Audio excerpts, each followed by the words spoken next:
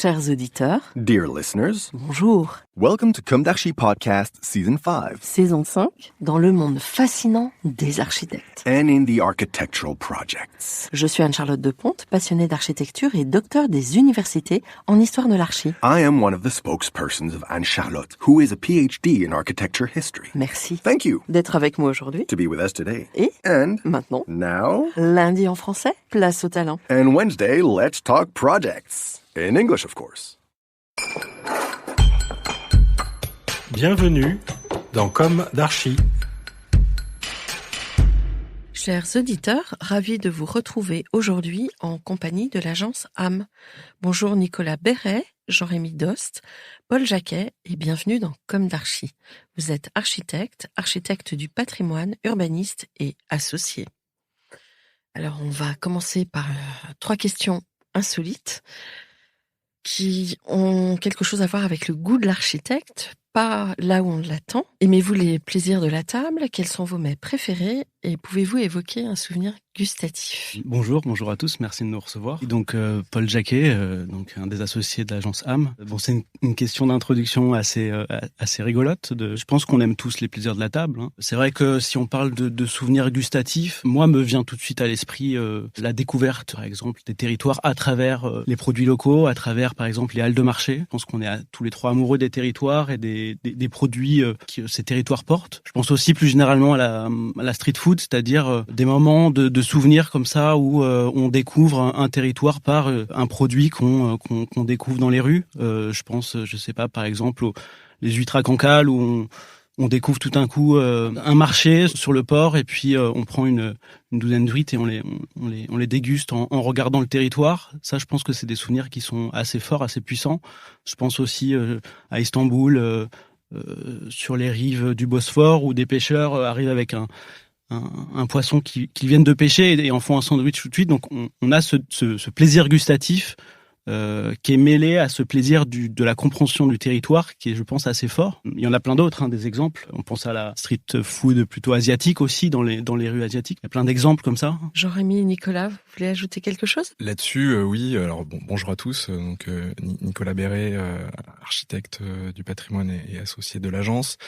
En effet, pour compléter ce que vient de dire Paul, il y a également, et je crois qu'on partage tous les trois aussi ces moments-là, c'est des souvenirs de grandes tablées, de moments de partage et conviviaux autour d'un déjeuner ou d'un dîner qu'on va retrouver aujourd'hui, qu'on essaie de retrouver à l'agence par la mise en place de déjeuners ou de dîners des régions, avec l'ensemble de l'équipe, par des déjeuners plus personnels entre les associés. Donc voilà, c'est ces moments conviviaux et de partage qu'on essaie de retrouver aujourd'hui à l'agence. J'en profite, vous êtes combien? Aujourd'hui, nous sommes une vingtaine. D'accord. Dernier petit mot, Jean-Rémy Dost, donc architecte urbaniste associé également de l'agence AM. Alors oui, c'est vrai que c'est une question insolite. Alors c'est assez marrant puisque on y reviendra plus tard, mais c'est vrai qu'on vient aussi de régions assez différentes. Moi, je suis originaire du Gers, qui est quand même assez connu pour sa gastronomie quand même. Mmh. Et j'ai été élevé aussi dans ce sens-là, je crois.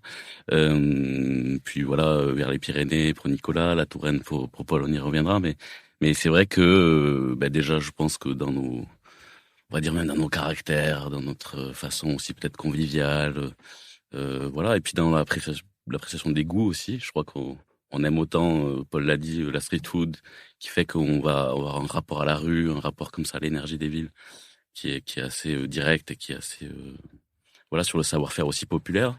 Et on aime aussi des fois, je pense qu'on aime bien aussi de temps en temps aller à la rencontre de chefs un peu plus élaborés, puisque on pourrait aussi parler d'une forme de parallélisme, des fois entre le chef et l'architecte. Il y a cette notion à la fois de manipuler des ingrédients comme ça variés, de trouver le juste goût, de procurer une émotion aussi. Voilà. Donc je pense que c'est vrai que ça résonne en nous. Alors pas directement dans les bâtiments, on construit pas encore des bâtiments en saumon fumé, mais en tout cas à la fois dans nos relations et au sein de l'agence et dans notre caractère, quoi. Alors, votre agence est lauréate de plusieurs concours, dont les Europan 12, 13, 14.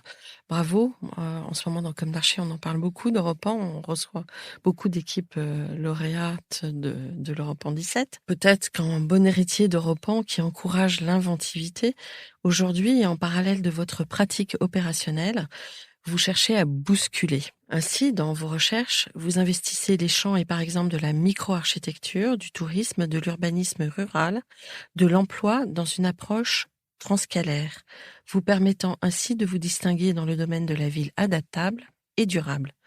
Souvent dans Comme d'Archi, nous abordons avec la jeune architecture cette potentialité contemporaine de pouvoir réparer les paysages bâtis, urbains et ou ruraux tant abîmés. Et ce qui est fort intéressant, lorsque l'on se penche sur votre travail, d'emblée, on a l'impression que vous semblez avoir déjà enclenché ce type de démarche en profondeur, dans la résilience, un peu comme si avec vous, nous étions autorisés, nous contemporains, à retrouver nos édifices, notre histoire, nos histoires, mais sans rupture, ni tiraillement.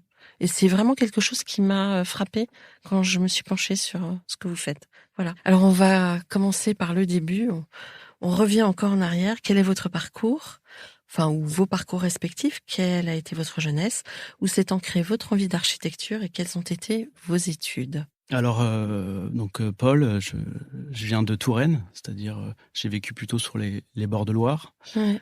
Je pense que mon avis d'architecture, plus généralement, c'est plutôt une envie de curiosité, je pense, une envie de concevoir, d'imaginer les choses.